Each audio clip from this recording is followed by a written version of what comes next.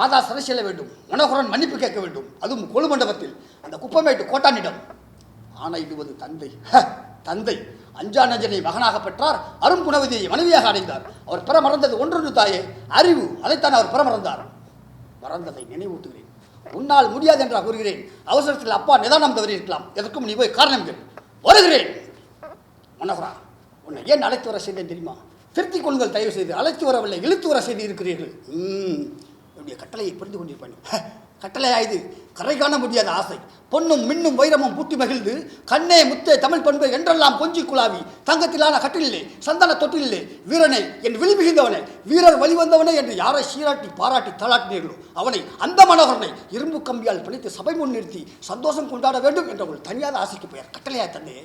தந்தையின் தனையனாக இல்லை நீ. இப்போது நீதியின் முள் நீ ஒரு குற்றவாளி. அதற்குத்தான் காரணம் கேட்கிறேன்.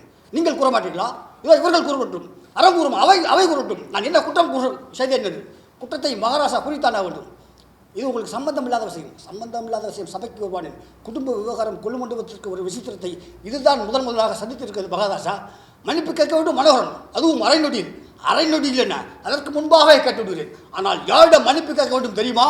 கோமலவல்லி, கூவும் குயில், குதிக்கும் மான் என்றெல்லாம் உம்மால் கொஞ்சி குழாவப்படும் அந்த கோணபுத்திக்காரியின் கொல்லி கண்களை, கொடிய நாக்கை என் கூர்வாளுக்கு இரையாக்கிவிட்டு அதை எதிர்த்தால் உண்மையும் உமக்கு பக்கத்துணையாக வந்த அந்த பட்டாளத்தையும் சூனியவிட்டப்பட்டவர்களெல்லாம் சுடுகாட்டுக்கு அனுப்பிவிட்டேன் என்று சுழலும் வாழ்டன் சூழும் புகழ்டன் என் அன்னையிடம் போய் மன்னிப்பு கேட்க வேண்டும்.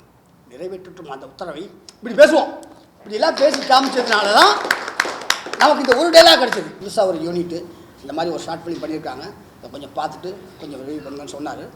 நான் பார்த்தேன். எப்போவுமே ஒரு தடவை பார்த்துட்டு மேலோட்டமாக சொல்லுவோம். பட் சார் அனுப்பிச்சதுனால, கோவிந்தராஜ் சார் அனுப்பிச்சதுனால, பட் நான் ஒரு தடவைக்கு 2 தடவை 3 தடவை பார்த்தேன். பட் ஏதாவது நமக்கு சொல்கிறதுக்கு வாய்ப்பு கிடைக்குமா அப்படிங்கிறது பார்த்தேன்.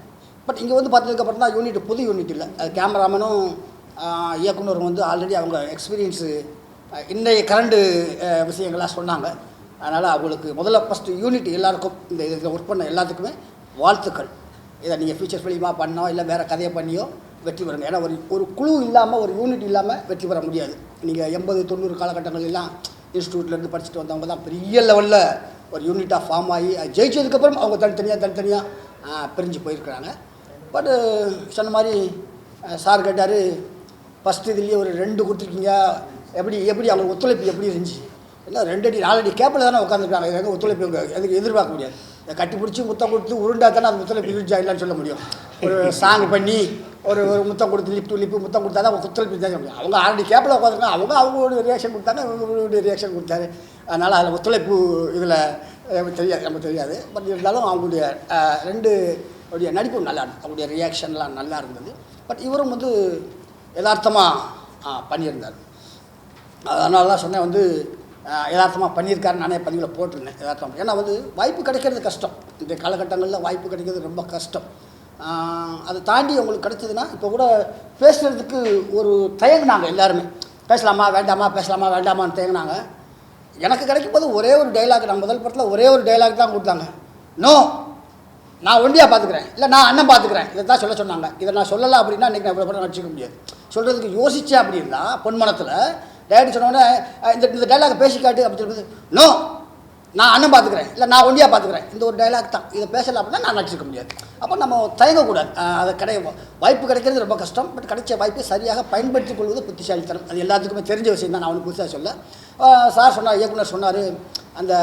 நான் கூட நினச்சேன், இது எதை நோக்கி பயணிக்கு 2 பேர் வந்திருக்காங்க, அவங்க என்ன சொல்லுவாங்கன்னு நினச்சேன்னா, இல்லைங்க நாங்கள் வேற ஒருத்தர் யாரையாவது லவ் பண்ணுறோம், சாரி நீங்கள் கொஞ்சம் லேட்டாக சொல்லிட்டீங்க, கொஞ்சம் முன்னாடியே தெரிஞ்சிருந்தால் நாங்கள் மாற்றிருப்போம், அப்படி ஏதாவது சொல்லுவாங்க அப்படின்னு நினச்சேன். பட் கடைசியில் நாங்கள் 2 பேருமே லவ் பண்ணுறோம் அப்படின்னு சொல்லும் போது எனக்கு எதிர்பார்த்த திருப்தி தான். அப்படி தான் சொல்லுவாங்க. ஏன்னா இல்லைங்க ஆல்ரெடி நாங்கள் ஏற்கனவே ஒருத்தரை லவ் பண்ணுறோம் அப்படி தான் சொல்லுவாங்கன்னு நான் எதிர்பார்த்தேன். பட் அந்த இடத்துல இவங்க வேற ஒரு சிங்க் வச்சுருக்காங்க. அது உண்மையிலேயே சொன்னாங்களா இல்லை இவர்கிட்ட தப்பிச்சு போகிறதுக்கு சொன்னாங்களா அப்படிங்கிறது அது டைரக்டர் தான் சொல்லணும், நான் சொல்ல முடியாது.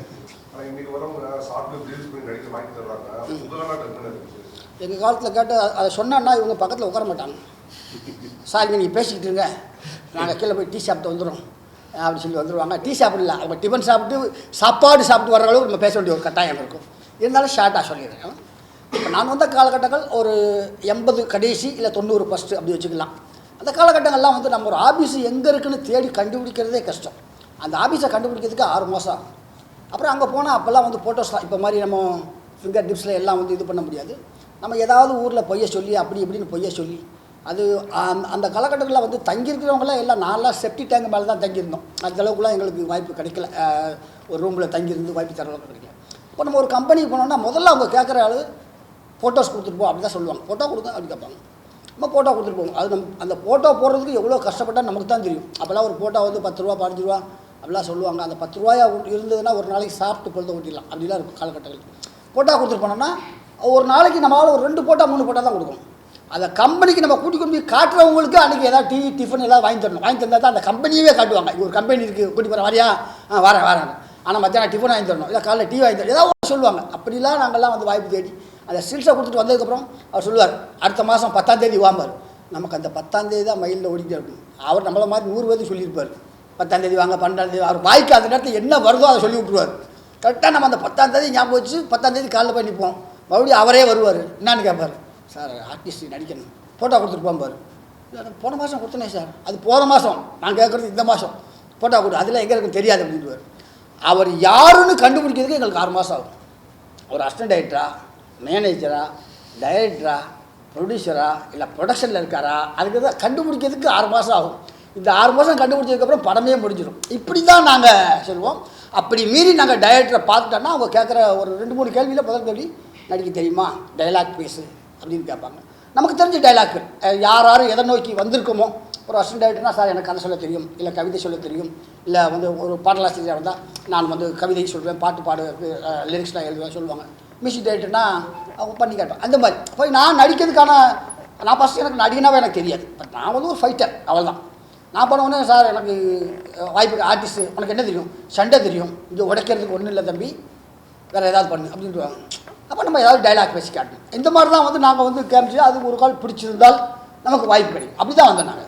சினிமாவில் இன்ஸ்டாகிராமில் கோமாளித்தனமாகவும் ஆபாசமாகவும் போடுறவங்களுக்கான ஒரு வாய்ப்புகளும் அங்கீகாரம் கொடுக்கப்படுது. இப்படி சினிமா தான் கனவுன்னு சொல்லிட்டு இவங்கள மாதிரி நிறைய பேர் இருக்காங்க. அவங்களுக்கான வாய்ப்புன்றது இன்னைக்கு ரொம்ப குறைவாக இருக்குது. இன்றைக்கி இருக்க தயாரிப்பாளர்களுக்கும் இயக்குநருக்கும் என்ன சொல்லுங்கள்? நான் அட்வைஸ் சொல்கிற அளவுக்கு நான் பெரிய ஆள் கிடையாது. அவங்க விருப்பப்பட்டு போடுறாங்க. அந்த ஒரு படத்துலேயே அவருக்கு திறமை இல்லை அப்படின்னு தெரிஞ்சுக்கிட்டாங்கன்னா அடுத்த படத்தில் அவரை கூப்பிட போகிறதில்ல. இப்போ கூட சார் சொன்னார் இல்லையா, நான் ஏதோ ஒரு முதல் படம் நடித்தேன் நல்லா பண்ணதுனால என்னை அடுத்தடுத்து கூப்பிட்டாரு சொன்னார் இல்லையா. அந்த மாதிரி இன்ஸ்டாகிராம்லேயோ இல்லை வந்து வேறவங்க ஒரு ஒரு இதுலையோ நடிக்கிறது அது வேறு ஒரு களம். ஆனால் சினிமாவில் நடிக்கிறது ஒரு டைலாக் பேசி முடிக்க உடனே டக்குன்னு இந்த நேரத்துலாம் திரும்பணும்னா அந்த நேரத்தில் கரெக்டாக திரும்பணும். ஏன்னா நான் வடிவேல் பட்டறையில் பட்டதிட்டப்பட்டவன்.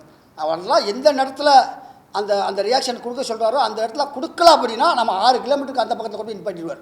அந்த மாதிரி பட்டறையில் வந்ததுனால அது வேறு கேட்டகரி, இது வேறு கேட்டகரி. ஏன்னா ஒரு திடீர்னு ஒரு மாதம் ஒரு பாப்புலராக வந்து இன்ஸ்டாவில் போகுதுன்னா அவங்கள கூப்பிட்டு என்ன சம்பளம் கொடுத்தனாலும் அவங்களுக்கு நாங்கள் 10 வருஷம் போராடி வந்த வாழ்க்கையை விட அவங்களுக்கு 10 நாளில் கிடச்சி போகுது வந்துடுது. ஆனால் தக்க வச்சுக்கிறது அது அவங்களுடைய திறமையை பொறுத்திருக்கு. அதனால் இயக்குனருக்கும் ஃபஸ்ட்டு தயாரிப்பாளர் அவருக்கு அந்த ஆர்டிஸ்ட்டை பிடிச்சிருந்து கூப்பிட்டு கேட்குற சம்பளத்தை கொடுத்து நடிக்க வச்சு அவர் நல்லா நடித்தார்னா அவருக்கு அடுத்த கேட்டகரி போகும். எத்தனையோ பேரை பார்த்துருக்கோமே இன்ஸ்டாலியோ அங்கங்கே ஃபேமஸ் ஆனவங்களாம் வந்து 2-3 படத்தில் நடிச்சுட்டு அதுக்கப்புறம் வந்து காணாமல் போனவங்களாம் நிறையா இருக்கிறாங்க. அதை தக்க வச்சுக்கிறவங்களும் நிறையா பேர் இருக்கிறாங்க. ஏன்னா நாம் காம்பினேஷன் நடிக்கும்போது தெரியுது, சில இது தெரியுது, அது வேறு கேட்டகரி இது வேறு. இப்போது அந்த ஃபஸ்ட்டு வந்து ட்ராமான்னு ஒன்று இருந்துச்சு. ட்ராமாவுக்கு அப்புறம் தான் வந்து மற்ற கேட்டகரிலாம் வந்துச்சு. பட் அப்பப்போ காலகட்டங்கள் மாறும்போது அது தானாக மாறும். என் பேர் கபில் வேலவன். நான் அந்த டூயல் சிம் படத்தோட டைரக்டர். என்னோடய எக்ஸ்பீரியன்ஸ்னு பார்த்தீங்கன்னா அது முன்னாடி ஷார்ட் ஃபிலிம் பண்ணியிருக்கேன்.